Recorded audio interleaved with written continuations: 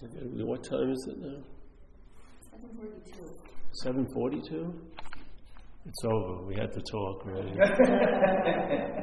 From 7:30 to 7:41. You missed it too. It was really good. It was really good tonight. You would have woken up, guaranteed. Yes. Maybe next year, but yeah, might as well drink. Yeah, sure. All right. Well.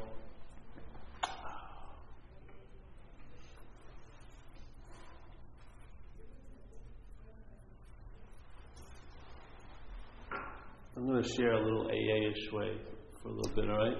Yes, everyone's, Chris, you're an honorary member of AA anyway. So there's the third step, because the last 2 days I've gone to meetings and both on this third step. So the third step is like, we make a decision to turn our will and life over to the care of a higher power. So it sounds all real and good, but let's say you're already under the care of another power. Let's say alcoholism. So you may not know it, but you've already taken, so to speak. Something's already occupied you, and then there comes the idea that you could turn your will and life over to the care of a higher power. And this is just using an imaginary you, but you can't pry it out of the alcoholic's hands, the parasite of alcoholism's hand, to turn it over to the higher power. No matter how much you wish and never to do this or to do that, you don't have the juice. So you're still occupied, and then what will happen is you'll entertain the idea of the third step, the spirit of the third step, but from the problem, though. So it'll be like, oh, I surrendered, and yet you can take it back at any time. So it's not really surrender in a sense. You surrender it. So like if I gave a bag of candy, let's say I was a big guy and I gave a bag of candy to a little guy. I said, hold this candy, don't give it to anyone. And then a day later I come back, I want that candy back. I slap around, I get the candy. So this is a lot of the idea that we have of a God or a power that we've surrendered to is a much lesser power than what's occupying us. Yeah? And so the power that occupies us is a very jealous type of God. It will not allow any other God to be put in front of it. So the dilemma is, you make a decision to turn your will and life over to the care of a higher power, but what made the decision?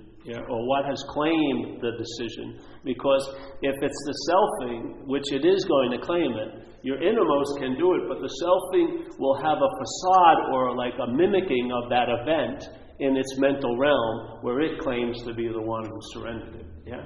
So you may really have the innermost open up, and then there's like a sober assessment, and you surrender. But a little bit after that, the mental state will claim to be the one who surrendered, because that's its modus operandi. Yeah. If you want to look at selfing, just follow the claiming. Yeah. Hey, because there's always claiming involved, because something that doesn't have a life has to claim a life. Yeah. If something doesn't have a life and it wants one, it has to claim a life. So it has to take advantage of the possibility that's being offered. So there's the idea. I'm just going over, just riffing on the third step, all right?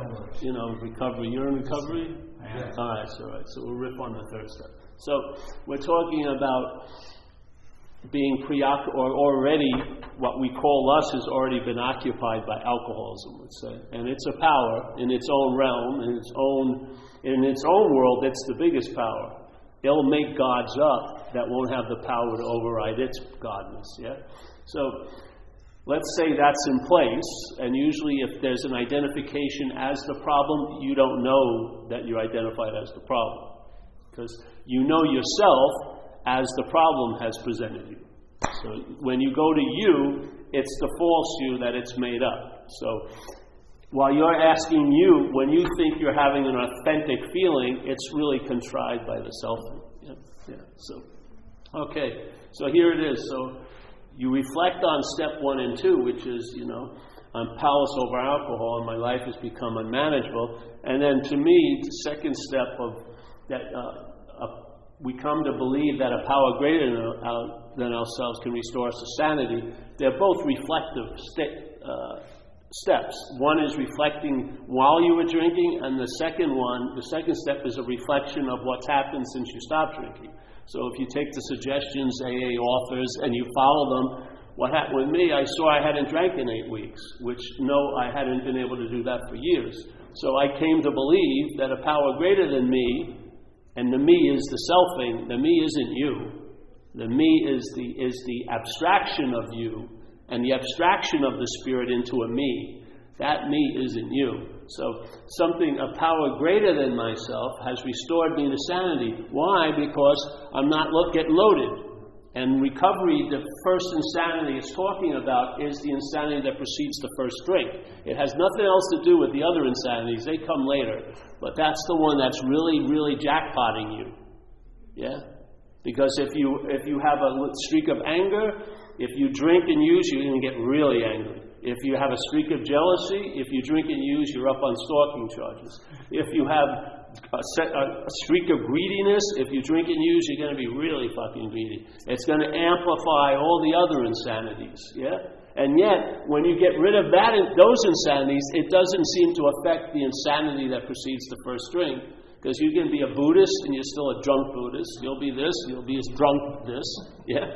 So, this power that we're occupied by, if it's the one, that's why in the book it says, if you look at the book as a linear progression, the steps are, obviously 1 through 12, it says when it's moving into the third step, making this incredible decision, it says first, you've got to quit playing God, and then next, which means it comes after recognizing what's playing God, I hope, you know?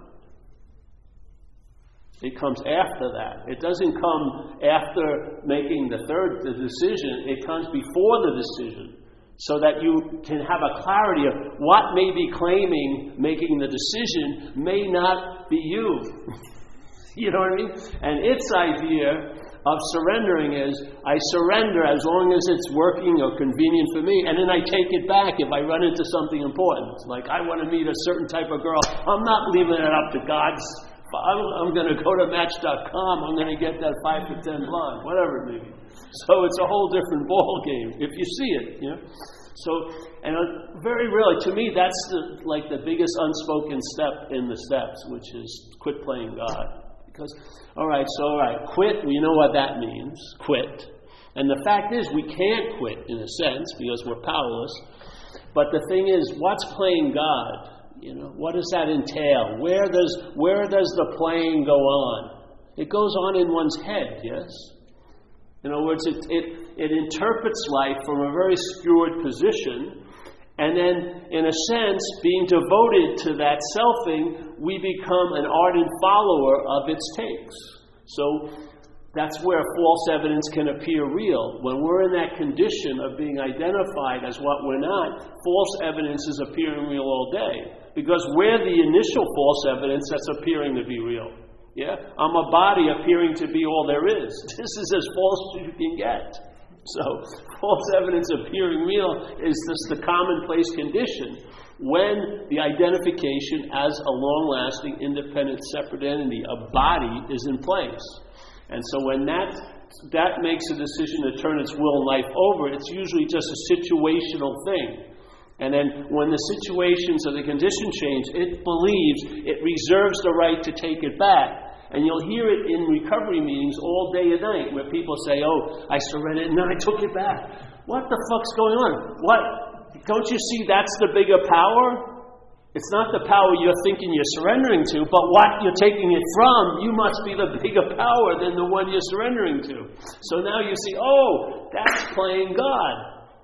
Okay? So quit playing God. How can I do that? Well, we do the steps, basically. The steps will start diminishing the mental state where the playing God is occurring so that the sunlight of the Spirit can become obvious.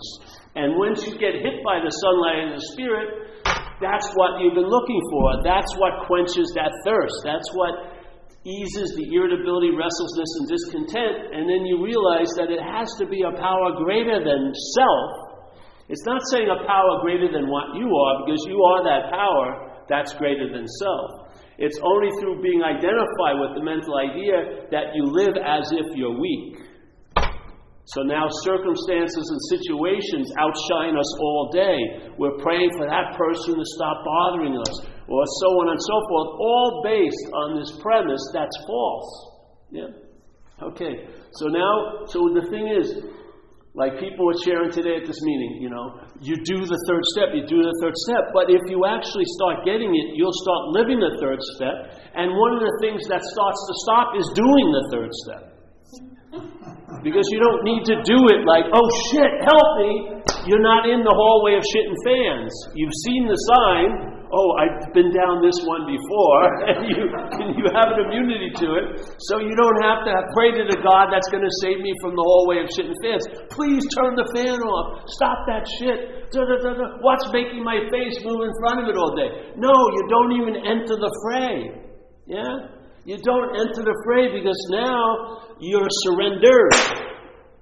Just like it says in the step 2, came to believe. It's not say coming to believe. We're not in an infinite process of coming to believe. It says you came to believe already. It worked on something that nothing ever worked on.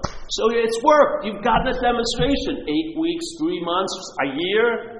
I couldn't stay sober. I couldn't stay out of jail for a week. Yeah? So here's the demonstration. I came to believe. Move on. It's not like, oh, you're going to be in a lifelong process of coming to believe.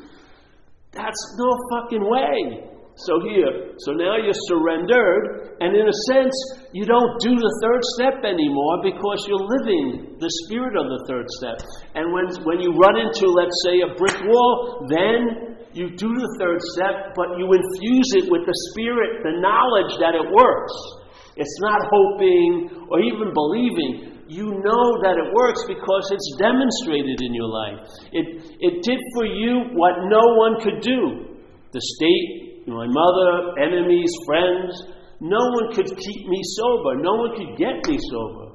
The only way I could be sober for an extended period of time is to be institutionalized. So I went into a drug and alcohol program, Delancey Street, for 2 years, and they used to peddle their idea of a success rate, which was 98%, but there was the fine print. You can never leave Delancey Street. You'll stay sober, but you never leave. You're institutionalized the rest of your life. Now that didn't seem like a great solution to me. I liked the sobriety side, but I didn't want to live in a Delancey Street for 40 years. So this is a whole new ballgame because when I surrender now, it's a decision I'm making. And then it says, God will do for you what you can't do for yourself, right? As long as you seek it. It's, not finding. But at first, the seeking is a very structured way, which is 4 through 9. We seek in a very structured way because at that point, before 4 through 9 does its little magic on us, we have no say. We can't, it's not our life to surrender. We're not in control of it. We're not even close to being the big dog. Something's running the show.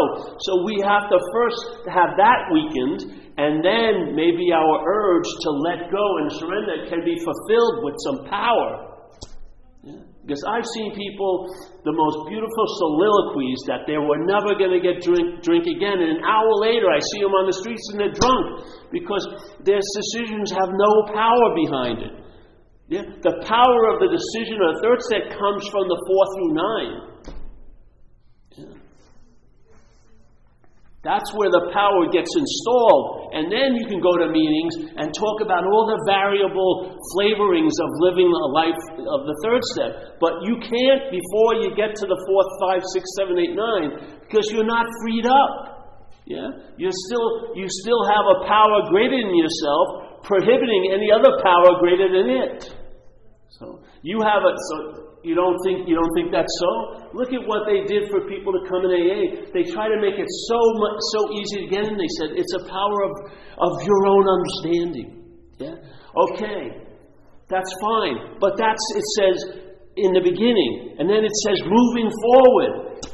In other words, your understanding of that power hopefully will get to a point where I don't know, and now you have a higher power of its own understanding. And then it becomes revelatory, because you have no idea how it can piece things together and demonstrate this magical choreography through you.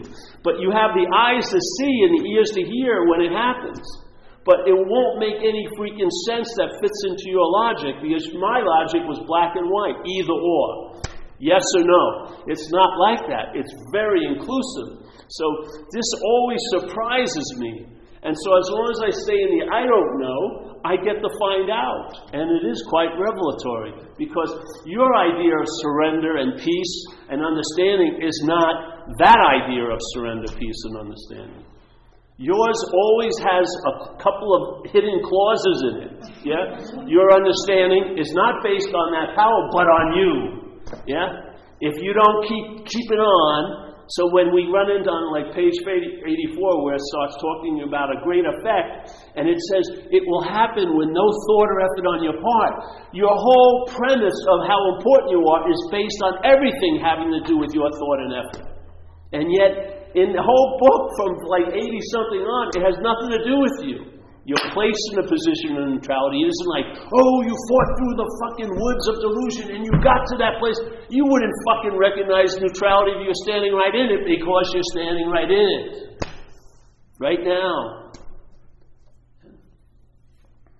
So these things start happening has no regard for you. That's why it's described in 1935, and it fits you perfectly now. Because what's blocking us, seemingly, in other words, it can only appear to be true or false to us, what's seemingly blocking us from the sunlight of spirit was the same thing that was blocking Bill W. and Dr. Bob and Dr. Gill and Cy P.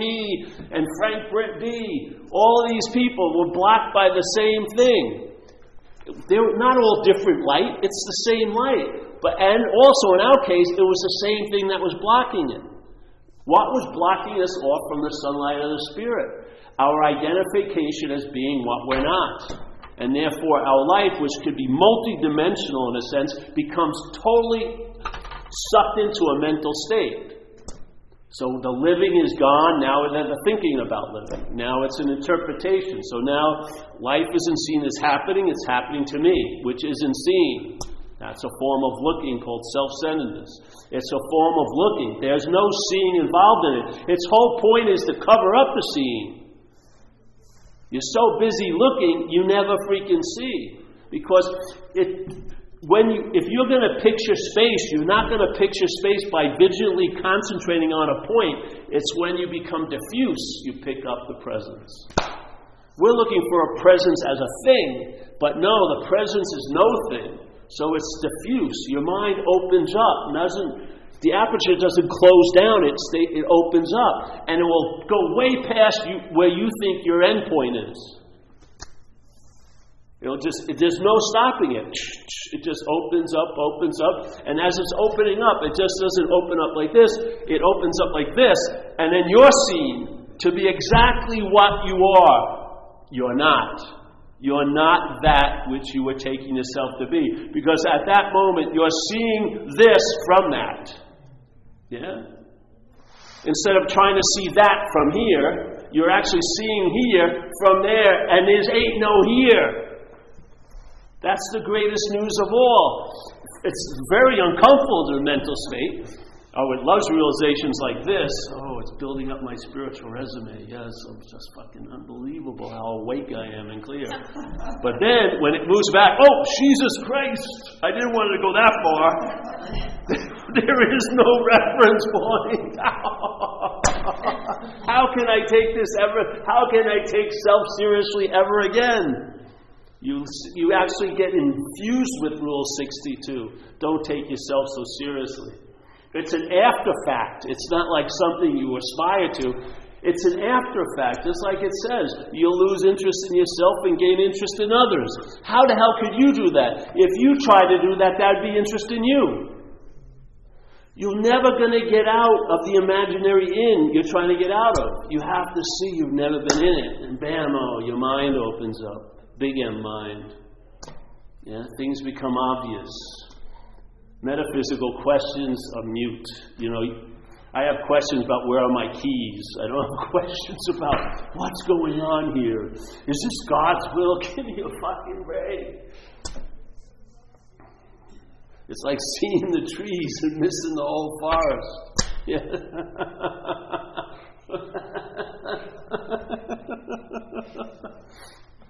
So there is a solution, and you're it.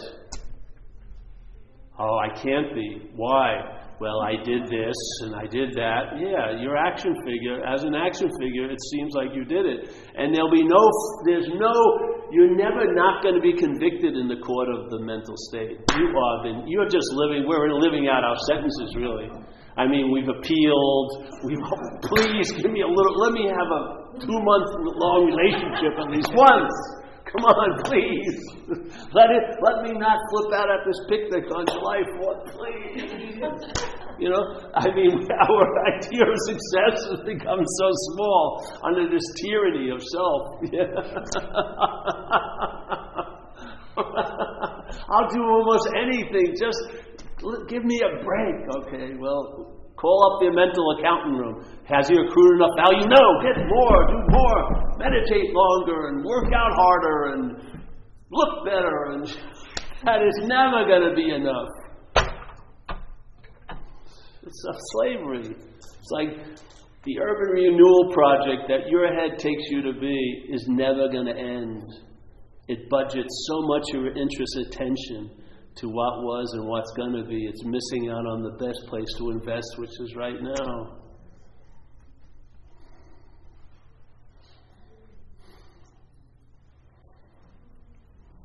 So you can't get out of what you've never been in. Self cannot get out of self. So fuck all your efforts and thoughts. If they're held as you, are never going to get out of that you're held as. Ever. Ever. Oh, you'll feel a little better. Of course. That's how you make yourself feel. You imagine the cell's bigger, so it makes you feel better in the cell. But you're still in the cell. There's always going to be the bondage of self. Just like Bill W. says, the person in self-seeking can be virtuous and kind and be really nice. It's not always evil and vindictive. It manifests both ways. It's just offering something that you, as the glue, can bind to. See? That's all the self thing's doing. It says in recovery, where does the problem reside? In the mind. What part of mind? In the thought system, yes? Where else do you navigate most of your days from? In the thought system. What tells you how they were and how they're going to be? The thought system. Your elbow isn't sending you a message, it's going to be a bad 2016. It fucking has no clue whatsoever. Yeah? It's only up here. And it's always false evidence appearing real. So how does it get the sense of being so real from us? It can't get it anywhere else. Its basic quality is it's false. How can it acquire reality? The reality or realness would negate it. Yeah? But it acquires reality from reality. Us not as this, but us as big M mind. We lend our reality to things because we're identified as a thing. And then we suffer the slings and arrows of that, but we don't want to get to the root of it. We just want to get a break. We want to it's like, as long as I get 1 degree cooler hell than you, I'll feel like I'm doing better, It's like fucking everyone's on the side in the insane asylum. It doesn't matter if you park right near the exit door, you're still in the asylum.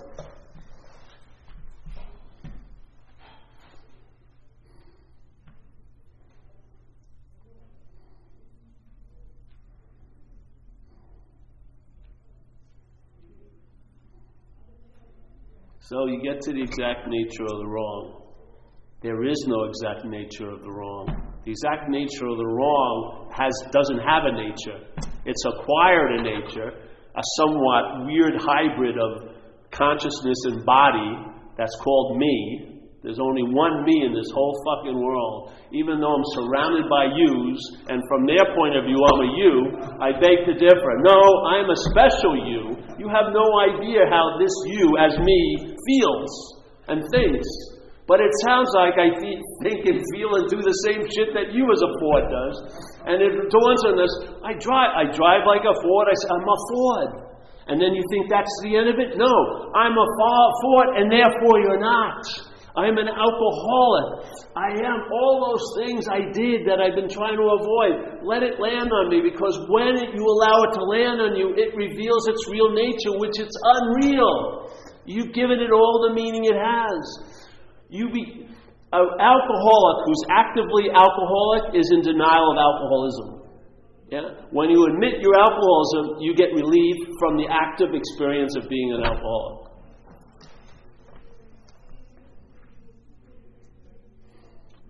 That's how it works. When you finally admit it, let it all catch up to you. Because while we're trying to make it unreal, it's as real can be. Your secrets are as real can be. They may be dominating your life, and they have no existence other than the one you're afraid they have. One secret, remember they said it? You're sick as your secrets. One secret can cause a great illness, a great emotional, mental illness for your whole fucking life. One secret, because of the way it's being held.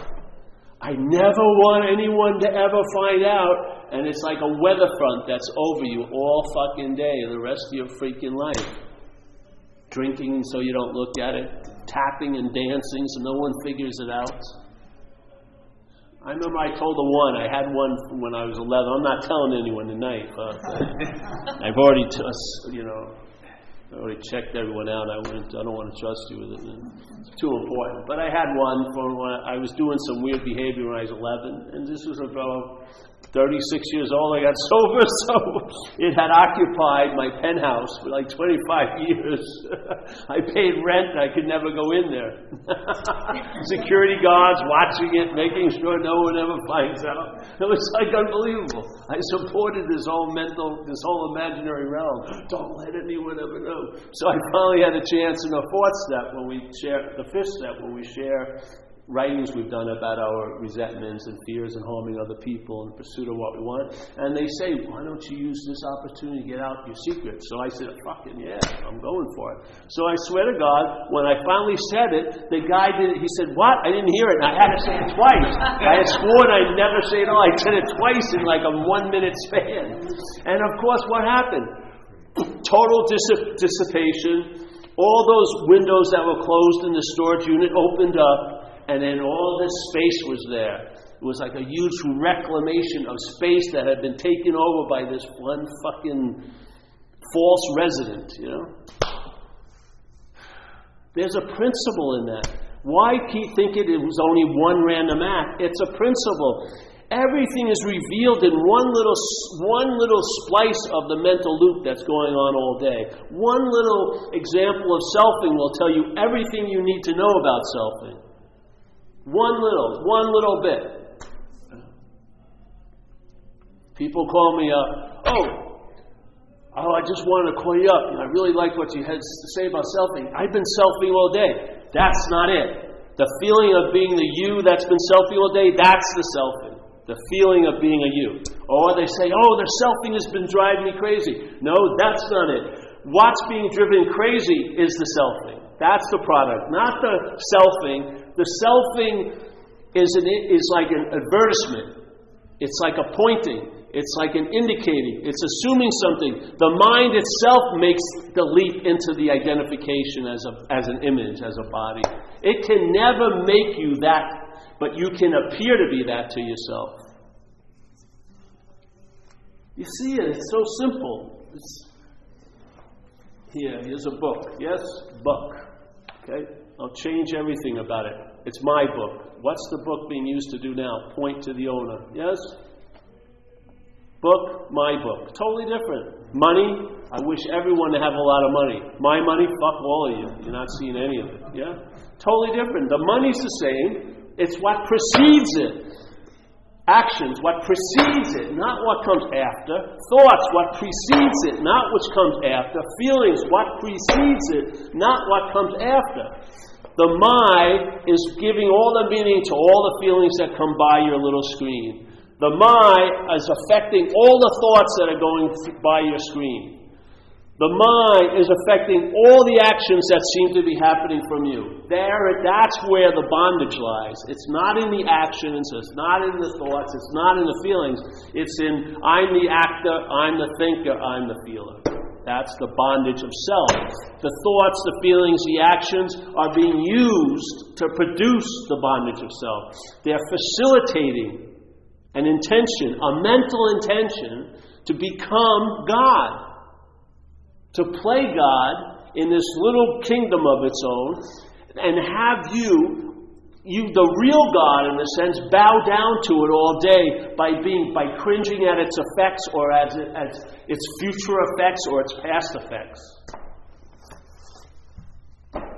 It gets the reflection of God by having God obedient to it, in a sense. It gets its juice from us. And we're giving to it willingly through identification as what we're not. And then we want to bitch and moan about everything, but we never get bound down to the root of it.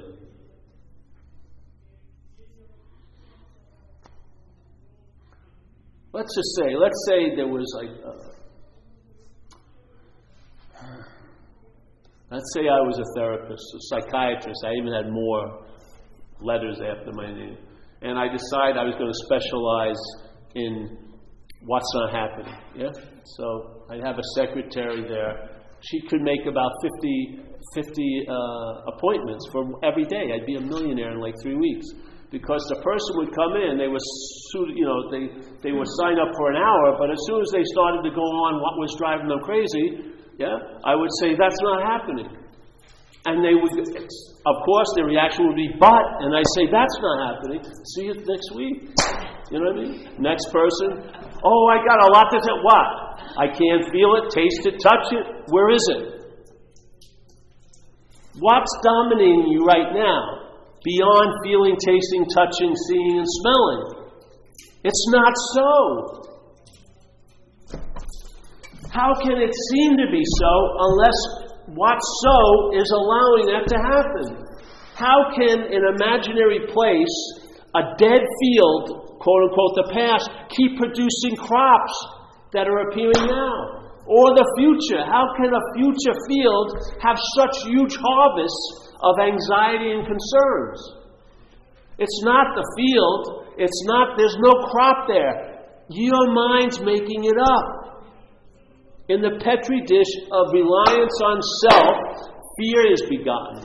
It said, oh, I don't know, I don't believe that. Well, read the freaking book if you're in AA. Why are you in so much fear? Bill W. asks you the question. Well, let me think. It was my mother? That person, yes, they didn't love me when I was a kid. I didn't get enough approval. No, isn't it because self-reliance has failed you? What? Oh, yeah. Okay, so self-reliance seems to be prior to the fear. All right, so what would happen if self-reliance was shifted? Maybe, just maybe, there would be a tremor in the field of fear. You know, that constant may break up a little. Maybe there'll be a smooth instead. You know, maybe, who knows? If I'm going to follow the lead. They were right about alcohol, so we're going to go this way. You know, okay, what happens? So, if reliance on self, what would address the reliance on self? Or what would be reliance on self? How can you demonstrate or explain what reliance on self is? It's devotion to the thoughts. From the thought system that's infected with alcoholism. You're believing what's not believable. And it's mimicking the effects, the physiological effects of fear, but without any apparent threat. It's making it up. It's producing anxiety based on what's not happening. And yet, it feels like fear all day. When your body's probably equipped to feel maybe a real fearful situation 20, 30 times a life, you're doing that before 12 a.m., 12 p.m. You're getting buzzed all day. I mean, how can you have any peace of mind when you're getting shocked all freaking day? When there's like seismic little shudders and then the big one's coming up there, you know, like little earth tremors, the big one. This is like, I work with people, the problem. This is the problem. I said, well, this is the new version of the problem because you just told me the problem was a month ago. Oh, that wasn't, this is the problem. Oh, okay, sure. So this is the one, right? I'm going to mark it down, March 10th, so when you come back in June and you tell me, this is the one's happening, well, this is the one, this is one. You don't see it?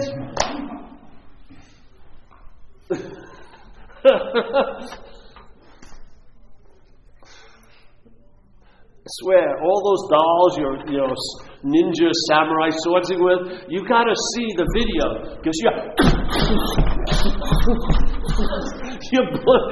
all your interest and attention is keeping them afloat. You don't see that. You only see it. Oh, they're coming at me. You don't see your role. It's like Fight Club, where at the end he was punching himself the whole time. He had this imaginary person, but on the video he's just killing himself. What? Why would I ever do that exactly? But when this other, I'm really waiting for the big one. I can tell I'm going to be destitute. I know it a year from now. You're not even worried about destitution. You're reacting to the meaning your head's giving to destitution. You're not worried about someone leaving. You're worried about the meaning that you give to someone leaving. You're never worried about what you think you're worried about. You're worried about the meaning you've given it. And you haven't given it the meaning. The mental state has given it the meaning. Your meaning would maybe be totally different, like when you were a kid.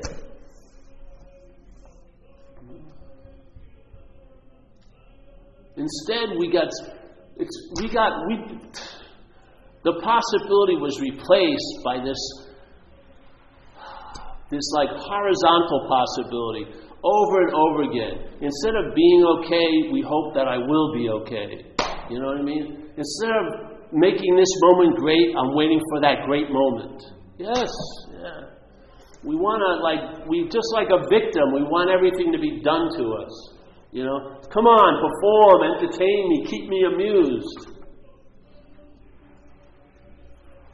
And of course, whatever you make as a savior, you're going to hate it, because it's not going to save your ass, because you don't need to be saved.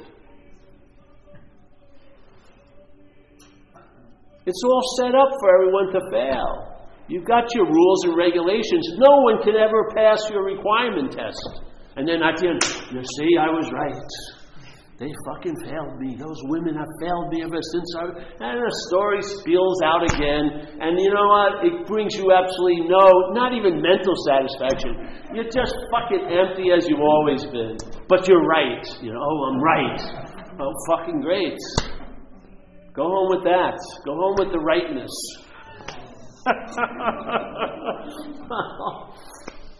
Man, if I was a newcomer in AA, I would love to have someone say, listen, bro, the only thing you really need to pray for is the ability to be convinced. Just become convinced about what's actually going on, and you'll have no fucking problem moving along this process, because you'll realize I'm not managerial quality. I'm just not managerial quality. I have fucking ruined myself over and over and over again. My way of thinking is exactly opposite of what would work. On very big levels. Like big levels. Not like little, I shouldn't have had that coffee cake. I mean, running in an alley from the cops, a dead-end alley. Things like that. You know what I mean? Fucking things that really had a big effect on the action figure. I mean, I always did the exact wrong thing at the exact moment.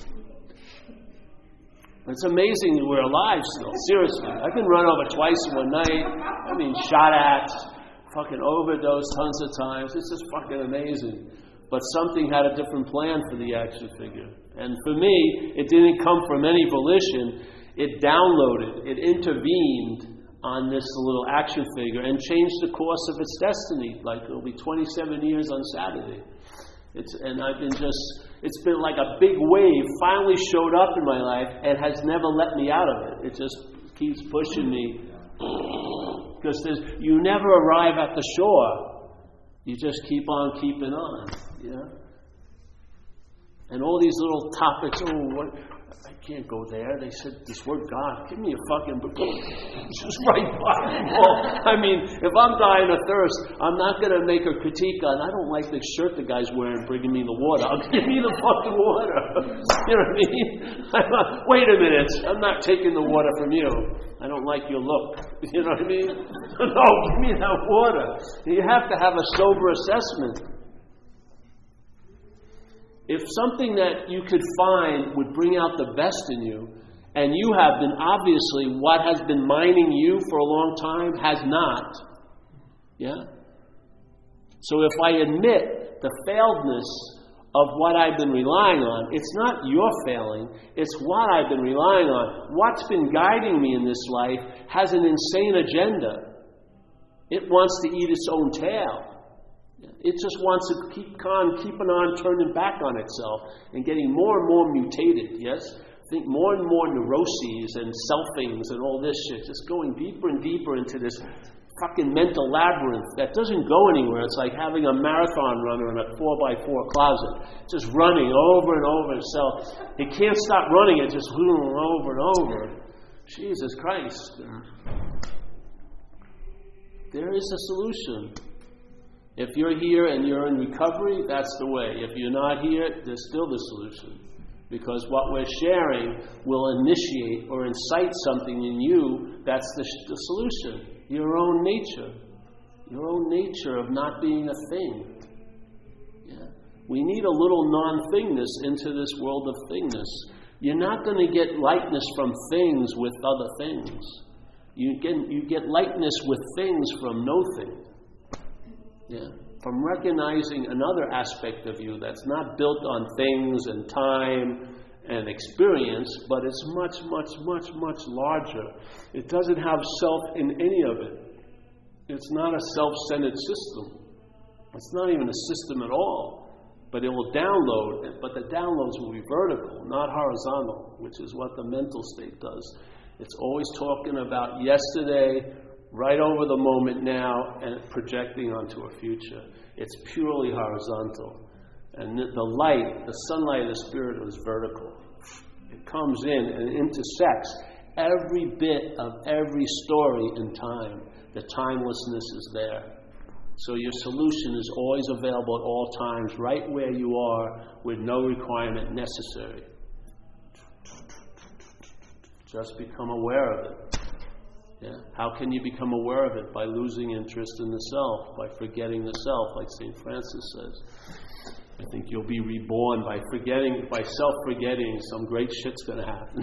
Basically, that's what he says. Or like an old Zen master Dogen said, to study Buddhism is to study the self, and to study the self is to forget the self. When you learn about what you are, you'll realize you're not, and you'll lose interest in it. Simple as that. If you really learned about what you think you are, you would lose interest in it, because the biggest bond is that you believe it's you, and that would be broken. You would see that, hey, if I'm not that, I can be free of it. Instead of trying to be free as it, or include it, or therapize it to make it sociable somewhat, you'll just walk away. And when it starts crying and asking for you, you won't look back, because the entanglement, the cord that had you attached to it, it's you. It's always about you that keeps your interest in it. If you had a snippet of my head stuff, my narration of this day in your head, and you knew it was mine, you would have turned the channel off like that. The first second, you wouldn't even get to the advertisements, First second, fuck, this is unbelievable. But when we take it to be about us, we're listening to it for 40, 50 years. It's like we just refuse. It's like K-Paul all the time. Golden oldies projecting into some future hit. Unclear channel. That clear channel? It's unclear channel. We're all on the conglomerate of unclear channel. We all bought into the same system. Self-centeredness. Yeah? Alcoholics and addicts are just extreme examples of it. That's all. But the same system, everyone seems to have it. It's like we all have the same helmet. Yeah? And everyone's afraid to take it off. One person takes it off. Hey, it's totally okay. Oh, no. But then the next, hopefully next. And now after a while, Jesus Christ. I was suffocating in that fucking interpretation.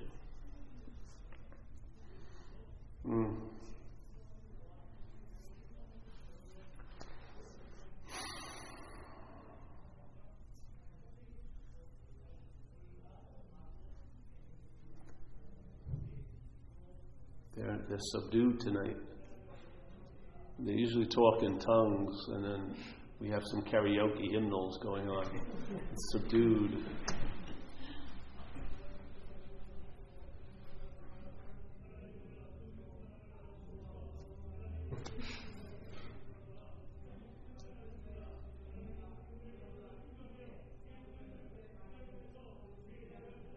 Hellman's mayonnaise, $1.50. Starkist tuna, $55.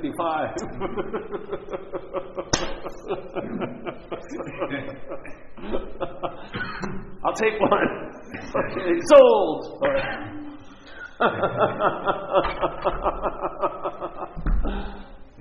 All right, well, that's it. Any questions tonight? You know, hey, Tony, I put out a book. He's in deep. He fell asleep. He's in deep meditation. All right, so there are no questions? All right, you want to end with a prayer? Pass the basket. Oh, pass the basket, yes.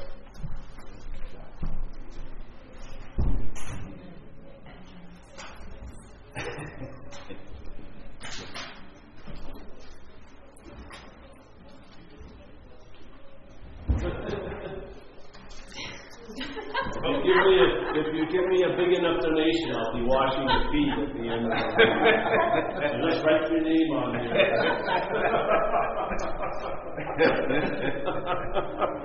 Big cat. I'm getting to a point I'll do anything. Hey, what was your name? Paul. Paul? Yes. Set an example for you to follow. Do as I have done for you. There you go. Oh, yeah. So you guys leaving tomorrow? Friday. Oh, good. You got a day in the city? Mm-hmm. Did you go down to Valencia Street? You like it? Valencia is right in the Mission. It's really nice there. Thank you. Got some eclectic little shops. 24th Street. What? 24th Street. 24th's all right, but I like Valencia better. It's flat. You go take Valencia. Yeah, you can go. You can go if you want. All right, we'll say a prayer.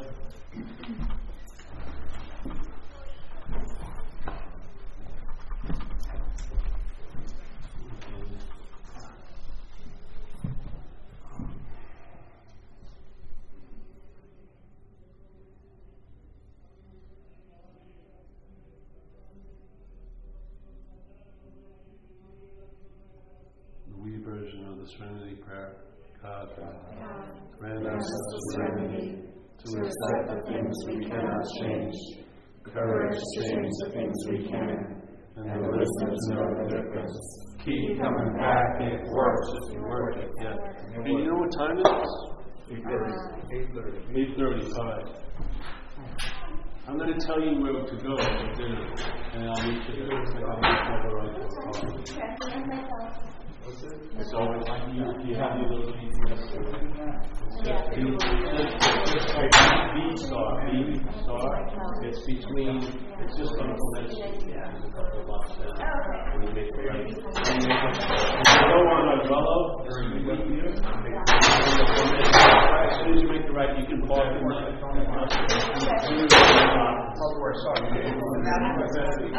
So then you go there and say, yes, Paul. There's a reservation street, and I'll be back there. Yes. Hey, I have a book out. Yes, you want to get one? I have it in the car. All right. Well, I'll give it. You did? What were you doing in there? The ex-girlfriend thought by having me arrested for grand theft auto I paid for it, she was going to move back. Wow. And she stole everything because she couldn't put it in storage for me. But not did she or tell me where the storage locker is. So it's all get sold to different people.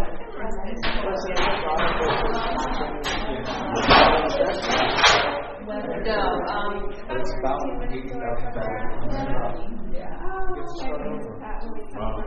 Yeah, and I'm going to be living a couple of years up there. And I'm constantly on Jimmy details. Hopefully he's going to do what he wanted to do in Marin and do it up there for like 1/100th the price. Jimmy details? You know him. I know. Well, listen, why don't you come out to the car and give you a book? I'll pay you the third. Don't worry about it. Just take the book. Okay. Yeah. Thank you. Yeah. Hey, so, when were you at Glen Street? 85 to 87. So you're over here on Fulton? Yeah. What made you move out here? I was there from 93 to 98. Yeah. They were just starting to build the place under the bridge when I was there. So they were just they just started That whole big complex. Yeah, right after the beginning of 87. They were there in like 91, I think. Yeah. Well, they built it for a while. Yeah. So you from Monmouth? Yeah. No, I don't know, but he was out by that time. Yeah. They kicked him out. Amy Silver was there. Abe. He's still there. He's still there. Yeah, there's a number of them. Guy kicked. Yeah. He's still there? He died. Yeah. He had about 20-something years when I was there. Really fast. The Abe was still there. Amy's obviously but Maher, I thought, Maher was a great, from what I understand, a visionary, a great guy. Well, he died drunk. Yeah.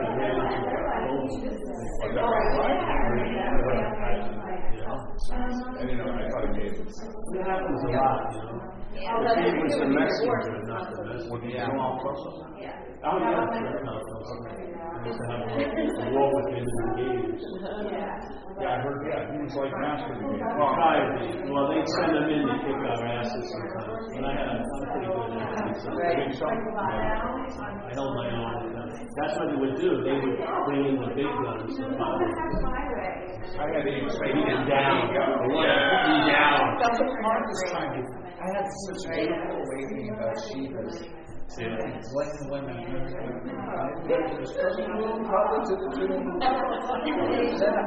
met this guy at yoga tree in the Castro. And he said, how can I help you? I don't know.